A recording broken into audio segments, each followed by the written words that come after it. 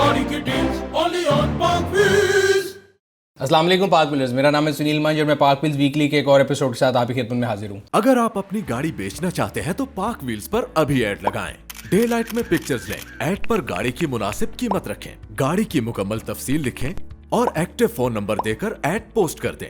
Quick offer के लिए अपना ऐड फीचर करवाएं और 40 लाख जेन्युइन खरीदारों तक रसाई हासिल करें। तो जो सबसे पहली न्यूज़ है वो ये है कि एक्साइज एंड टैक्सेशन जो है पंजाब, उन्होंने कहा है कि जी वो जो नंबर प्लेटें हैं जो कि पिछले तकरीबन 2 साल से आपको और मुझे नहीं मिल रही और आप उसके लिए और मैं भी उसके लिए पैसे देकर आ रहे हैं, उसकी प्राइस में इजाफा कर दिया गया है। एक मज़ाका खेज़ न्यूज़ है, अजीब सी बात है, एक मेरी तरफ से मंतक जो है समझ से बाहर है कि आप एक चीज़ के पैसे लेते हैं, वो चीज़ आप डिलीवर नहीं करते, 2 साल हो गए हैं, और फिर उसकी डिलीवरी जो है उसके बारे में न्यूज़ देख के बड़ा कहा जाता है कि जी हम बड़ा कोई कमाल कर रहे हैं, बड़ा तीर मार रहे हैं।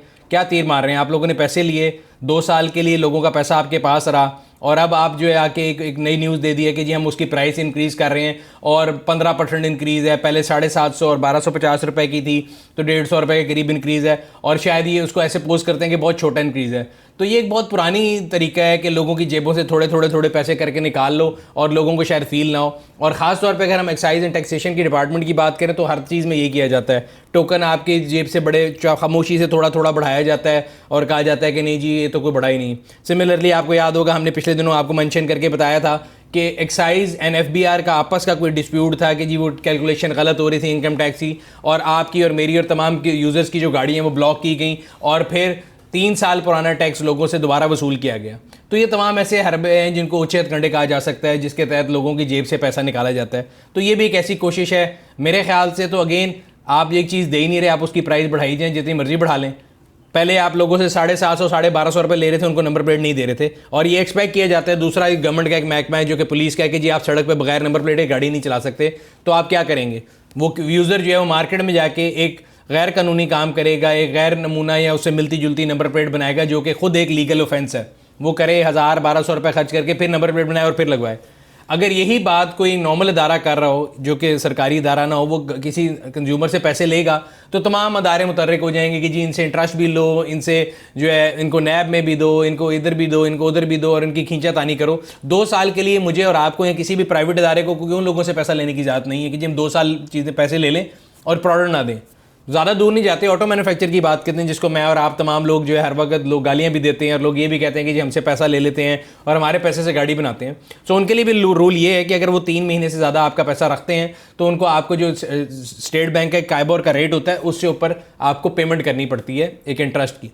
तो मेरा ख्याल है स्टेट बैंक को चाहिए कि सरकारी इदारे जो लोगों से पैसा ले रहे हैं और ये करोड़ों और अरबों रुपए के अंदर अगर आप इसको टोटल कर रहे हैं, जो लोगों से नंबर प्लेट की मद में लिया जाता है और उनको प्रोडक्ट नहीं दी जाती, तो उनसे भी इंटरेस्ट की डिमांड की जाए और उनको भी इस नेट के अंदर लाया जाए ताकि कंज्यूमर जो है उसका राइट दोनों तरह से महफूज हो। जिस तरह वो एक आम गैर सरकारी इदारे की तरफ उसका राइट आप महफूज करें, उस तरह सरकारी इदारे भी अगर उसको चीज़ नहीं दे रहे तो उनका भी कोई पूछगछ होनी चाहिए। पाक व्हील्स ऑटो स्टोर के मैसेज की तरफ चलते हैं। मैं आप लोगों को बताता रहता हूं कि पाक व्हील्स ऑटो स्टोर बेसिकली आप घर बैठे हुए अपनी गाड़ी की जो आप लोगों के स्पेयर पार्ट्स हैं, गाड़ी की एसेसरीज हैं, उनको ऑर्डर कर सकते हैं। रिलायबल चीज़ आपको मिलेगी, आपको ये श्योरिटी होगी कि आपके डोर स्टेप के ऊपर प्रोडक्ट आ जाएगी, आपका पैसा ज़ाया नहीं होगा, आपके साथ फ्रॉड नहीं होगा और डिलीवरी भी फ्री है। सो मैं कोशिश करता रहता हूँ कि पाक व्हील्स ऑटो स्टोर से खुद भी चीज़ें देखता रहता हूँ जो मुझे समझ आती हैं, अपनी मर्जी की चीज़ें मैं ऑर्डर भी करता हूँ और जो चीज़ मुझे लगता है कि बहुत अच्छी है वो मैं आप लोगों से शेयर भी करता हूँ। सो मुझे गाड़ी की डिटेलिंग का, सफाई का बहुत ज़्यादा जो है जुनून की हद तक शौक है और मैं वीकेंड पे अपनी गाड़ियाँ खुद साफ़ भी करता हूँ। तो एक ऐसी प्रोडक्ट है जो कि मुझे लगता है कि आप लोगों के बहुत काम आएगी। ये जेट वॉशर है और एनर्जाइजर कंपनी का है, 1600 वॉट का है और इसके अंदर 105 मिली बार प्रेशर है। सो बेसिकली अगर आपने घर पे इस्तेमाल करना चाहते हैं तो एक बहुत अच्छी प्रोडक्ट है और एक बड़ी अच्छी प्राइस पे पाक व्हील्स ऑटो स्टोर पे अवेलेबल है। नीचे मैं आपको लिंक लगा दूंगा, अगर आप इसको ऑर्डर करना चाहते हैं तो अपना ऑर्डर प्लेस कर सकते हैं। इसके अलावा पाक व्हील्स ऑटो शॉप का हम लोगों ने एक यूट्यूब पेज भी बनाया है जिसके ऊपर आप प्रोडक्ट की डेमोज भी देख सकते हैं। सो अगर आप इंटरेस्ट रखते हैं इन प्रोडक्ट की डेमो देखने में तो नीचे लगे हुए लिंक के ऊपर क्लिक करके आप उस चैनल को सब्सक्राइब कर सकते हैं। हम अक्सर बात करते रहते हैं, ये मैं आपको बताता रहता हूँ कि लोगों का हमेशा से सवाल होता है 10 लाख के अंदर गाड़ी ढूंढनी है कि एक आम जो वाइट कॉलर आदमी है उसके जो एक बजट है लिमिटेड होता है।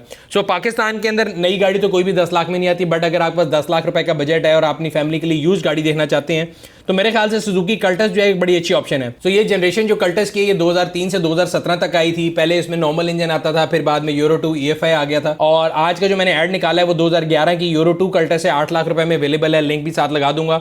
सो अगर आप भी यूज कल्टस खरीदना चाहते हैं तो पाक व्हील्स के यूज कार सेक्शन पे जाएं, अपने जो है ईयर का फिल्टर लगाएं और उस गाड़ी को अपनी मर्जी की जो आपके सामने गाड़ियाँ हैं उनकी एक लिस्ट आ जाएगी, उसमें गाड़ी अपनी मर्जी की सिलेक्ट करें। याद रहे यूज़ गाड़ी खरीदने से पहले पाक व्हील इंस्पेक्शन सर्विस ज़रूर कॉल करें। घर बैठे हुए आप उस गाड़ी की कंप्लीट इंस्पेक्शन रिपोर्ट 200+ पॉइंट के ऊपर, वो बेशक किसी मर्जी शहर में खड़ी हो, आपको अपने कंप्यूटर के ऊपर एक रिपोर्ट मिल जाएगी जिसमें गाड़ी का engine, gear, suspension, body, tyre, तमाम ऐसी चीज़ें चेक की जाएंगी जो कि आपको ज़रूरी हैं आपके कल को गाड़ी की रीसेल के लिए या आपकी गाड़ी की रोड वर्दीनेस के लिए। इंस्पेक्शन सर्विस कॉल करने के लिए iOS और एंड्रॉइड के ऊपर हमारी ऐप को डाउनलोड करें और वहां से भी आप इंस्पेक्शन कॉल कर सकते हैं। इसके अलावा हमारा टोल फ्री नंबर है 042111943357, स्क्रीन पे नीचे लिखा हुआ भी आ जाएगा, तो आप उधर कॉल करके भी इंस्पेक्शन सर्विस कॉल कर सकते हैं।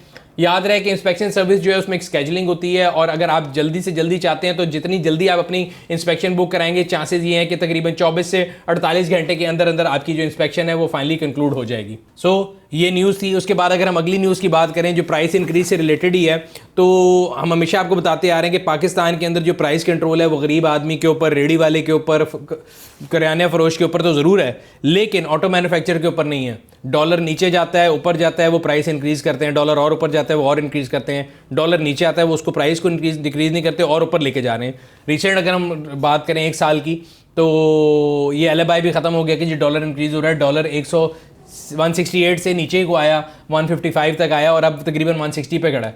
लेकिन कई ऐसे ऑटो मैन्युफैक्चरर हैं जिन्होंने उम्मीद के बरक्स प्राइस डिक्रीज़ करने के बजाय इंक्रीज़ कर दी है और मोटरसाइकिल इंडस्ट्री जो है वो तो माशाल्लाह बहुत टॉप पे जा रही है। सबसे पहले होंडा ने 2021 का तोहफा दिया, पहले गवर्नमेंट ने दिया पेट्रोल प्राइस इंक्रीज़ करके, फिर होंडा ने दिया, उन्होंने अपने मोटरसाइकिल की प्राइस इंक्रीज़ की, और जब होंडा ने किया तो यामाहा भी पीछे नहीं रह सकता था, उन्होंने भी बढ़ा दिया। और उसके बाद पूरी एक लाइन लग गई है, क्योंकि ये आम आदमी का मसला है, ये अशरफिया का मसला नहीं है, ये उन लोगों का मसला नहीं है जो अगर बाब इख्तियार में बैठे हुए हैं तो कोई नोटिस नहीं करता। जितने चाइनीज़ इंपोर्टर हैं, जितने चाइनीज़ बाइक्स के प्रोड्यूसर हैं, जो लोकल प्रोड्यूसर अपने आप को कहते हैं, उन सब ने प्राइस इंक्रीज़ कर दी, तो ऊपर तले तमाम जो मोटरसाइकिल है वो आवाम के लिए महंगी कर दी गई। इसी तरह गाड़ियों की प्राइसेस इंक्रीज़ होती हैं, कोई कॉन्क्रीट स्टेप नहीं लिया जाता बल्कि अजीब खोखले नारे लगाए जाते हैं। अगला टॉपिक भी मैं पढ़ रहा था वो ये है कि जी मैंने आपको लास्ट वीकली में भी बताया था कि जी 3 ऑटो मैन्युफैक्चरर जो हैं टॉप, उनके खिलाफ एक्शन ले लिया गया और उनके जो है मैंने आपको पहले बताया था एक्शन ले लिया गया, जो उनके लिए अच्छी न्यूज़ है और हमारे लिए बुरी न्यूज़ है। बिकॉज जब न्यूज़ आ जाती है एक्शन ले लिया, फिर एक्शन होता कोई नहीं है, वो सिर्फ आपको टीवी के टिकर नज़र आएंगे या शायद सुर्खियाँ नज़र आएंगी, और एक जैसे कहते हैं ना पंजाबी की एक मिसाल है घुंगलों के ऊपर से मिट्टी झाड़ना, वो की जाती है। आई ब्रशिंग है, कर लें आप जो मर्जी कर लें, उससे फ़र्क कोई नहीं पड़ेगा। तो इसी तरह न्यूज़ आ रही थी पिछले हफ्ते की जो उनके प्लांट पे छापा पड़ गया, ये वो ऐसा कुछ नहीं है, सब गलत न्यूज़ है। पहली बात तो ये है कि आपका जो ऑटो सेक्टर है वो सबसे ज़्यादा हाईली टैक्स सेक्टर है, दूसरा वो सबसे ज़्यादा ऑर्गेनाइज सेक्टर है, तीसरा ये है कि उसमें सब कुछ डॉक्यूमेंटेड है। तो आप छापा मार के क्या निकालेंगे? बिला वजह लोगों की आंखों में धूल झोंकने वाली बात है। एक ऐसी चीज़ के ऊपर जाके मतलब आप मेरे आके बोलेंगे जी मैं आपके इंस्पेक्शन करूँगा, अगर आपने दाढ़ी नहीं रखी तो मैं आपका जो है ना गला काट दूंगा। भाई मैंने दाढ़ी रखी हुई है, अगर मैं उसके साथ अगर सारे गुनाह कर रहा हूँ और वो सारे गुनाह सिर्फ वो दाढ़ी की वजह से माफ़ आप कर देंगे, तो यही हाल उधर है कि आप उधर जाके छापा मारेंगे, आप उनकी बुक्स चेक करेंगे, वो सब कुछ ठीक है, सब कुछ इंटैक्ट है, सारा टैक्स वो पे करते हैं। हर वो गाड़ी जिसके ऊपर मैं और पाकिस्तानी अवाम उनको गालियाँ दे रहे हैं, उस पर 35 से 40% तो टैक्स गवर्नमेंट ले जाती है। आप उनकी बुक्स में जाके क्या चेक करेंगे? तो पॉइंट ये है कि जहाँ पे एफर्ट डालनी चाहिए वहाँ पे डालनी चाहिए, बिला वजह एक सुर्खी बना के और लोगों को खुश करके कि लोग बड़े खुश होते हैं जी ये देखें जी ये हो गया, उनके प्लांट पे छापा पड़ गया। छापा भी अगर पहली बात तो पड़ा नहीं, दूसरी बात अगर आप छापा पड़ के भी क्या निकाल लेंगे? वो 10 यूनिट बनाते हैं, 100 यूनिट बनाते हैं, उसमें कोई चोरी थोड़ी करते हैं। वो 100 यूनिट के ऊपर आपको GST जमा कराते हैं, उसके ऊपर आपको टैक्स देते हैं। अगर 100 बनाते हैं तो 100 पे देते हैं, 101 बनाते हैं 101 पे देते हैं। प्राइस कंट्रोल का मसला बिल्कुल डिफरेंट है। ये ऐसा है कि मेरे सर में दर्द और मैं पेट दर्द की गोली खा के कहूँ कि हाँ जी मैंने इलाज कर लिया, तो बिल्कुल एक जिसे कहते हैं ना फुटाइल एफर्ट नहीं करनी चाहिए और लोगों को बेवकूफ़ नहीं समझना चाहिए। दुनिया तरक्की कर गई है, इंटरनेट का दौर है, आप टीवी और जो है ना इनकी टिकर्स के ऊपर खुशी गुजारने या खुशी मनाने के दौर चले गए हैं। लोग एजुकेटेड हो चुके हैं और लोगों को पता है कि कौन असल में एक स्टेप ले रहा है और कौन सिर्फ खाली कागजी बातें कर रहा है। तो असली स्टेप्स की तरफ आएँ तो मेरा ख्याल है को फ़ायदा होगा, वरना ये खोखले सियासी ना रही हैं। अगला टॉपिक जो है मैं पढ़ रहा था, एंड अगेन मैं बात बताता रहता हूँ कि जो हमारा एडिटोरियल है वो बिल्कुल इंडिपेंडेंट है। उन्होंने एक अपनी राय लिखी है जो पाक व्हील्स ब्लॉग के ऊपर लिखी गई है, मैं उस राय से एग्री नहीं करता। मैं किस टॉपिक की बात कर रहा हूँ, वो टॉपिक ये है कि जिसमें कहा गया है कि जी पाकिस्तानी में आने वाले दिनों में गाड़ी सस्ती हो जाएगी, और जो एक हिंट दिया गया है मिनिस्ट्री ऑफ प्रोडक्शन की तरफ से कि नई ऑटो पॉलिसी आ रही है 2022 की, उसके अंदर जो है बहुत ऐसे मुहर्रकात आएंगे जिससे लोकल गाड़ी सस्ती हो जाएगी। तो बेसिकली इस टॉपिक का नाम है car prices to go down in new auto policy 2022 to 2026। मैं उससे डिसएग्री करता हूँ। उसकी रीज़न ये है कि मैंने अपनी पूरी ज़िंदगी में आज तक पाकिस्तान में कभी गाड़ियों की प्राइसेस डिक्रीज़ होती नहीं देखी, और उसकी वजह ये है कि जब तक कोई कॉन्क्रीट स्टेप नहीं लिया जाएगा तो गाड़ी की प्राइस नीचे नहीं आएगी। गाड़ी की प्राइस नीचे कैसे आएगी? गाड़ी की प्राइस नीचे तब आएगी जब किसी के, जो कहते हैं ना, where there is a will there is a way, जब आप असल में सही नीयत से उसको नीचे करने की कोशिश करेंगे। अब इसमें एक अजीब सी बात लिखी हुई है कि जी हिंट उन्होंने ये दिया है कि हम 10 लाख से नीचे लोगों को चाहते हैं कि जी अफोर्डेबल प्राइस में गाड़ी मिले, और तो 10 लाख से नीचे गाड़ी आनी चाहिए, और हम लोकल ऑटो मैन्युफैक्चरर को जो है इसके लिए राज़ी करेंगे। और राज़ी कैसे करेंगे कि हम इंपोर्टेड गाड़ी जो है उस पर ड्यूटी कम कर देंगे, ताकि CB यूनिट जब सस्ता बड़ा होगा तो इनके ऊपर कंपटीशन होगा और ये जो है अपनी गाड़ी सस्ती करेंगे। ये भी एक अगेन, जिस तरह मैं आपको बता रहा था कि बिला वजह की एक हवा में उड़ाई हुई बात है। आप दुनिया की कोई भी गाड़ी 1000 सीसी से नीचे इंपोर्ट कर लें, ड्यूटी फ्री कर दें, वो फिर भी 10 लाख से नीचे कॉस्ट नहीं करेगी। किसको बेवकूफ़ बना रहे हैं आप? अपने आप को धोखा दे रहे हैं, आवाम को धोखा दे रहे हैं। वो बात करें जो करने वाली हो। आपको प्राइस डिक्रीज करनी है तो आप किसी के घर क्यों जाते हैं? कहते हैं चैरिटी बिगिंस एट होम। अपने आप से स्टार्ट करें। आपको आवाम को बहुत रिलीफ देना ना, आप जो 40% गाड़ी में टैक्स पोर्शन है उसको आप कम कर दें। अदारों को कहेंगे जी हमने आपको आपकी ये प्राइस फिक्स कर दी है, हर गाड़ी की प्राइस लिस्ट आपके पास मौजूद है ना, उसके अंदर टैक्स पोर्शन जो है वो आप कम करके आवाम को रिलीफ पास कर दें, अगर आपको इतना ही शौक है कि वाकई आपको आम आवाम को जो है रिलीफ देना है। फिर बात की जाती है कि नहीं जी ऑटो मैन्युफैक्चरर गलत है। ऑटो मैन्युफैक्चरर्स का जब आप ऑडिट भी कर लेंगे, फोरेंसिक भी कर लेंगे, सब कुछ कर लेंगे, उधर सारा कुछ दूध का दूध और पानी का पानी साफ होगा, उधर कोई इशू नहीं है। वो कहेंगे हम पूरा टैक्स देते हैं, आप बताएं क्या करना है, बात वहीं पे ख़त्म हो जाएगी। सो आपको चाहिए ये कि अगर आप वाकई आवाम के साथ सिंसियर हैं और आप चाहते हैं कि ये लोगों के पास जो है सस्ती गाड़ी मिले, तो आप अपना टैक्स पोर्शन कम कर दें और वो प्राइस जो है रिस्ट्रिक्ट कर दें कि यार वो प्राइस को बार बार नहीं बढ़ा सकते हैं। बट ये सारी बातें तब होंगी जब एक सिंसेरिटी ऑफ कॉज होगी और आप वाकई वो कम करना चाहते होंगे। अगर खाली एक सियासी नारा लगाना है कि जी हमने सब कुछ कर लिया और हर गाड़ी के ऊपर 40% जो है गवर्नमेंट लेके भी जाना चाहती है, तो फिर ऐसा ही होगा जो पिछले 40 सालों से हो रहा है। रिगार्डलेस ऑफ द गवर्नमेंट, किसी की भी गवर्नमेंट हो, गवर्नमेंट हमेशा नारे ज़रूर लगाती है लेकिन लोगों को रिलीफ नहीं मिलता। सो अगर हम टोटल बात करें तो यही बात है कि प्राइस कंट्रोल के नारे लगाना बड़ा आसान है। जहाँ पे गवर्नमेंट की इदारों की चीज़ें आती हैं, बेशक वो रजिस्ट्रेशन हो, बेशक वो एक्साइज हो, बेशक वो टोकन हो, बेशक वो GST हो या FED हो, गवर्नमेंट अपना पोर्शन जो है हर आने वाले सालों में बढ़ाती जा रही है। और ये ऐसा है कि मैं कहूँगी जी मैं अपनी चीज़ें पूरी रखूँ और दूसरे से एक्सपेक्ट करूँ कि जी वो अपनी चीज़ सस्ती करते, कैसे हो सकता है? आप अपने आप से शुरुआत करें। एक्साइज ड्यूटी, FED, GST, मतलब जो बंदा गाड़ी लेता है उसको तो एक टैक्स देने वाली मशीन समझा जाता है। वो गाड़ी लेता है, उसके अंदर 40% टैक्स होता है। उसके बाद वो गाड़ी रजिस्ट्रेशन कराने जाता है, आप 4% फिर उससे टैक्स लेते हैं। उसके बाद वो गाड़ी सड़क पे चलाता है, आप उससे टोकन टैक्स लेते हैं। उसके बाद वो गाड़ी के अंदर जो पेट्रोल या ईंधन डालता है, डीजल डालता है, उसके भी हर लीटर के ऊपर 50% तो टैक्स होता है। तो वो तो मतलब बेचारा जो बंदा पाकिस्तान में गाड़ी ले रहा है वो तो आपके लिए एक भेड़ है जिसको आप हर जगह ज़िबा कर रहे हैं टैक्स के नाम पे। कभी एक छुरी मारते हैं, कभी दूसरी मारते हैं, कभी तीसरी मारते हैं, और एक सियासी नारा लगाने के लिए जी हम आवाम को रिलीफ देना चाहते हैं। क्या रिलीफ देना चाहते हैं? वो बंदा तो आपके लिए टैक्स जो है कलेक्शन की एक मशीन है, उसको आप इस्तेमाल कर रहे हैं। और साथ साथ ऐसे है कि उसके जख्मों के ऊपर नमक छिड़के जाते हैं। थोड़े थोड़े दिनों बाद एक बयान आ जाता है कि जी हम आवाम के बारे में बड़ा कंसर्न है। और अगेन ब्लेम गेम है बड़ी अच्छी। आप ऑटो मैन्युफैक्चरर को बुरा भी कह दें, एट द सेम टाइम आप उनके कोई जो प्राइस कंट्रोल के लिए कोई पॉलिसी भी ना लेके आएँ और एक सियासी खोखला नारा लगा दें कि जी नोटिस ले लिया। नोटिस क्या होता है? आप उसके बारे में एक कॉन्क्रीट स्टेप लें, आप बताएं, डिवाइस करें कि जी ये प्राइसिंग फॉर्मूला है, साल में इतनी दफ़ा प्राइस बढ़ सकती है, प्राइस बढ़ने के जो फैक्टर्स हैं वो क्या हैं, अगर फॉरेन करेंसी कितनी बढ़ेगी तो प्राइस कितनी बढ़ेगी, लोकलाइजेशन पार्ट कितना है। गाड़ी जब आप खरीदने जाता है कंज्यूमर, उसको पता होगा मैं जो गाड़ी खरीद रहा हूँ उसका 70% लोकल है, 30% इंपोर्टेड है, 60% लोकल है, 40% इंपोर्टेड है, ताकि उसको पता हो कि अगर फॉरेन करेंसी की प्राइस इंक्रीज़ होगी तो वो कितनी प्राइस इंक्रीज़ कर देगी। तो ये तमाम चीज़ें वो हैं जो असल में स्टेप लेने वाली बात है। बट हमारे यहाँ पे अगेन मैं बता रहा हूँ, न्यूज़ बनाने के ऊपर जितना मर्जी गौर कर दें। इसके अलावा एक और न्यूज़ है, अभी हम बात कर रहे थे कि जी इंपोर्ट को ईज़ करने के बारे में बात कर रहे हैं। ऑन द कॉन्ट्रेरी एग्जैक्ट उसके ऑपोजिट ये है कि अभी जो हमारे पास लेटेस्ट न्यूज़ है, कल कराची पोर्ट के ऊपर तकरीबन 64 के करीब FIR की गई हैं क्लियरिंग एजेंट्स के ऊपर। क्यों की गई हैं? कि जो गाड़ियाँ इंपोर्ट हो रही थी उनमें जो पासपोर्ट और इनकैशमेंट का जो प्रोसेस यूज़ किया जा रहा था उसमें जी उन्होंने कहा है कि कोई जो है फ्रॉड किया गया है। फिर पॉइंट ये है कि आप किसी के ऊपर भी बनाना है, FIR करनी है, ठीक है, अगर कोई गैर कानूनी काम कर रहा है, बट कोई गैर कानूनी काम अकेले तो नहीं कर रहा, उसमें कस्टम के अफसर भी शामिल हैं, उनका भी नाम लेकर आएँ, उनको भी जो है निशाने इबरत बनाएं, ताकि लोगों को पता लगे कि जो काली भेड़ें मौजूद हैं। देखिए एट द एंड नुकसान कंज्यूमर का होता है। आप गाड़ी खरीदते हैं, उसके पेपर जाली निकलते हैं, सारा कुछ होता है, नुकसान कंज्यूमर का होता है। वो जाली पेपर किसने बनाया होता है रिश्वत लेके? सरकारी अफसर ने। गाड़ी लोग नॉन कस्टम जो है लोगों को बेच दी जाती है मार्केट में बेवकूफ़ बना के, उसके जाली इंपोर्ट के पेपर बनाए जाते हैं, उसकी जाली रजिस्ट्रेशन बनाई जाती है, लोगों के साथ जो है फ्रॉड किया जाता है। पैसे कौन लेके जाता है? रिश्वत किसने ली होती है? सरकारी अफसर ने। तो उसको क्यों नहीं निशाना बनाया जाता? एक बेचारा कंज्यूमर जो है उसी के ऊपर सबकी जो है लाठी क्यों चलती है? पॉइंट ये कि हर जगह को फिक्स करने की ज़रूरत है। बड़ा इजी काम है कि जी आप एंड पे एक लाइन बोल दी जाती है सरकारी, आप जब भी इदारे में जाएंगे ना जी मुश्तरी होशियार बाश है, आपको रजिस्ट्रेशन दी जाती है, गवर्नमेंट की जो इदारे रजिस्ट्रेशन देते हैं उस पर लिखा होता है प्रोविजनली रजिस्टर्ड, आपके पास लीगल जो है पावर है। तो प्रोविजनल का क्या मतलब है? आर्जी तौर पर क्यों? मतलब ये है कि लाइबिलिटी अपने ऊपर से उतार लो और कंज्यूमर के ऊपर डाल दो। तो ये एक अजीब सा हमारे यहाँ पे रूल है। मेरे ख्याल से जो कहते हैं ना मेच्योरिटी ऑफ अ नेशन के लिए सबसे ज़्यादा ज़रूरी है कि हमारे जितने इदारे हैं, जितने लोग हैं, वो अपनी जिम्मेदारी को पूरा समझें और फिर किसी दूसरे को ब्लेम करें। हमारे यहाँ उल्टा गेम है, कोई भी चीज़ किसी को की जाती है तो उसका पहला चीज़ होती है कि जी आप अगले के जो है ना ब्लेम कर दो। ऑटो इंडस्ट्री की न्यूज़ के रिलेटेड अगर हम आपसे बात करें तो हमने आपको लास्ट वीकली में भी बताया था कि पाकिस्तान में यूनाइटेड जो है 1000 सीसी गाड़ी मुतारिफ करा रहा है। उन्होंने पिछले वीकेंड एक फंक्शन हुआ था, उसमें यूनाइटेड अल्फा को मुतारिफ कराया है। 1000 सीसी 4 सिलेंडर गाड़ी है, 13,95,000 रुपये उसकी प्राइस रखी गई है। उसका जो हम वॉक अराउंड आपके लिए लेके आए, अगर आप देखना चाहते हो तो यहाँ पे लगे हुए लिंक पे क्लिक करके आप देख सकते हैं। अगर लोकल इंडस्ट्री से रिलेटेड न्यूज़ की बात करें तो हम लोगों ने आपको बताया था हुंडई ने जब अपनी पहली प्रोडक्ट जो है 200 पाकिस्तान में लॉन्च की है कंज्यूमर मार्केट की, उसको बड़ा वेल रिसीव किया गया था और उसकी प्राइस बढ़ी। उसके बाद उसकी जो बुकिंग है उसमें बहुत ज़्यादा डिले आए और हमने आपको बताया था कि उनके प्रोडक्शन के कोई इश्यूज चल रहे थे।